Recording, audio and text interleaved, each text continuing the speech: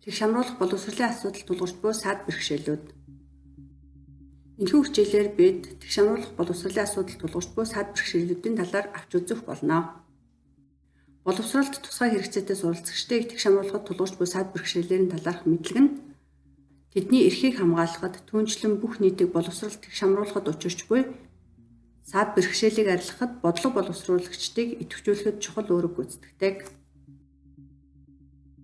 Боловсролгүй бол хөгжлийн бэрхшээлтэй тусгай хэрэгцээтэй суралцагчид утга учиртай амьдрахад шаардлагатай арга хэрэгсэл дутагдж нийгмийн зах хэрмэгт байсаар байх болно. Боловсрол тэг шамруулахад тулгарч буй гол саад бэрхшээлүүд юу вэ?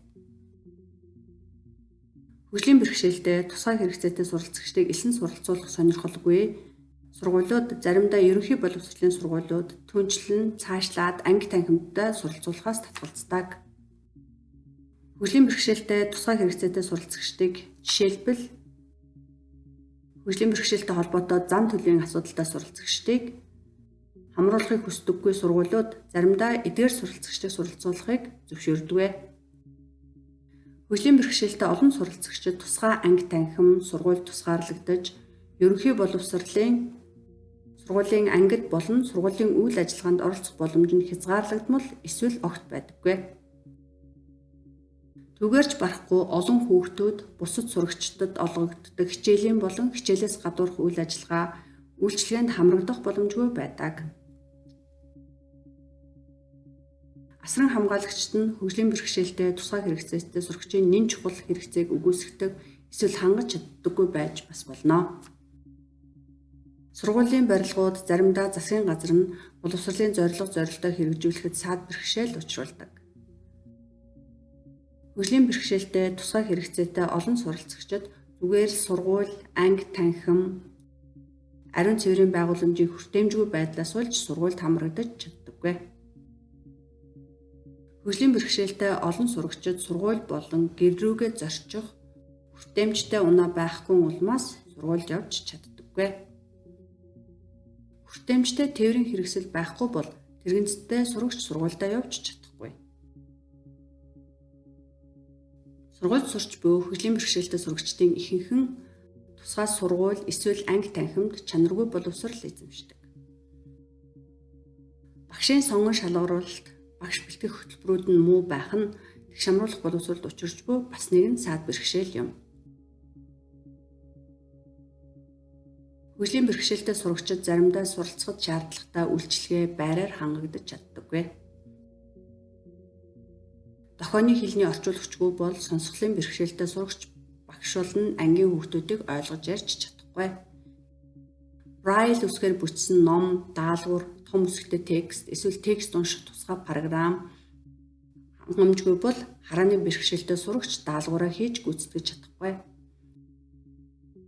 Суралцгуун танин мэдхүүн болон хөгжлийн бэрхшээлтэй сурагч шалгалтанд нэмэлт цаггүйгээр эсвэл тусламжгүйгээр түнчлэн тэмдэглэгээ зааварчилгаа болон бусад тохиргоогүйгээр боловсрол эзэмших боломжоо бүрэн алддаг. Суралцгуун бэрхшээл гэх мэт хүнд биш бэрхшээлтэй хүүхдүүдийг олон улс оронд хөгжлийн бэрхшээл гэж үздэггүй ба тэдэнд дэмжлэг үзүүлэхээс татгалздаг. Мэргэжсэн багш дутагдaltaа хөгжлийн бэрхшээлтэй сурагчдыг ангидаа хамруулахыг хүсдэггүй, бэлтгэгдээгүй багш нартаа сургалтын хэрэглэгдэхүүн хумс, сургуулийн орчинд хөгжлийн бэрхшээлтэй иргэд тэг шамруулах боловсрол олгох талаар мэдлэг дутмаг, сөрөг хандлагатай байдаг зэрэг нь хөгжлийн бэрхшээлтэй сурагчдыг хөгжлийн бэрхшээлгүй хүүхдүүдтэй ердийн ангид хамт суралцуулах зорилгоодыг хэрэгжүүлэхэд хүндрэл учруулж байдаг. Багш нарын сургалтыг хүртээмжтэй анги танхим байгуулах, хүртээмжтэй сургалтын стратеги боловсруулах зэргийг багтаан өргөжүүлэхээс эхлээд гадуурхалтын зарим асуудлыг бүрэн арилгах, бүх сурагчдыг сурч хөгжихдээ туслах ур чадварыг эзэмших хүртэл урт замыг туулах шаардлагатай болно. Тэг шамруулах боловсролын тогтолцоонд хүрэх замыг туулахын тулд өрөөсгөл хандлагатай бид тэмцэх ёстой. Дэлхийн өнцөг булан бүрт өөрийн гэр бүлийнх нь хүүхдийнхээ хөгжлийн бэрхшээлтэй байдлаас ичиж гэр орноосоо гадагш гаргахгүй гэртээ нуудаг эсвэл сургуульдаа явуулдаггүй. хөгжлийн бэрхшээлтэй олон сая суралцагчид байсаар байгаа бөгөөд тэднийг өөрсдийн чадварыг ашиглах, боловсрол эзэмших, бие даан амьдрахад нь саад болдог. Дүгнэж эхлэхэд дэлхийд даяар сургуульд хизээж хамрагдаж үзээгүй хөгжлийн бэрхшээлтэй олон сая суралцагчид байсаар байна.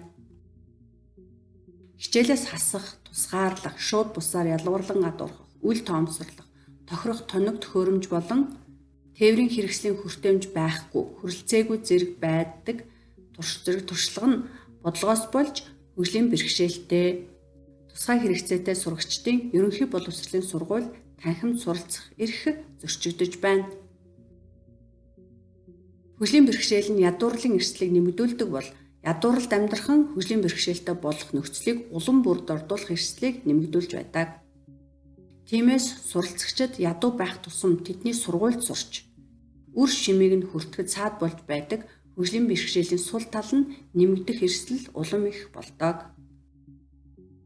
Хэдийгээр боловсролд хүрэхэд олон саад бэрхшээл тулгарч байгаа хэдий ч боловсрол нь ядуурлаас гарах хамгийн шууд гарцмун юм. Энэ нь манай мөн тухайн хүний нийгмийн оролцогч байх, нийгэмд хувь нэмэр оруулагч гишүүн байх үн цэнийг нэмэгдүүлдэг. Зааныг өрөөнд байлгах бол мэдээж албадлага юм. Хөгжлийн бэрхшээлтэй бүх суралцагчдад хүртээмжтэй боловсрол эзэмших чухал эрхийг бид хэрхэн хангах вэ? Сурагчид хөгжлийн бэрхшээлтэй сурагчдын тухай ЮНИСЕФ-ээс гаргасан видео хичээлийг үзээсэй гэж бид хүсэж байна. Хөгжлийн бэрхшээлтэй сурагчид бол дэлхийд дээрх хамгийн эмзэг хүмүүс бөгөөд тэдний эрх маш ихээр зөрчигдөж байдаг.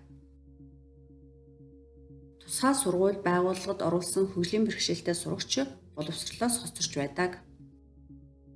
Бодлогын өөрчлөлт нь хөгжлийн бэрхшээлтэй сурагчдын чанартай хүртээмжтэй боловсролоор хангах боломжийг олгодог бөгөөд энэ нь сурагч бүр өөрийн чадварыг бүрэн дүүрэн ашиглахад дэмжлэг үзүүлж орон нутгийнхаа сургуульд суралцах боломжийг олгож байдаг юм.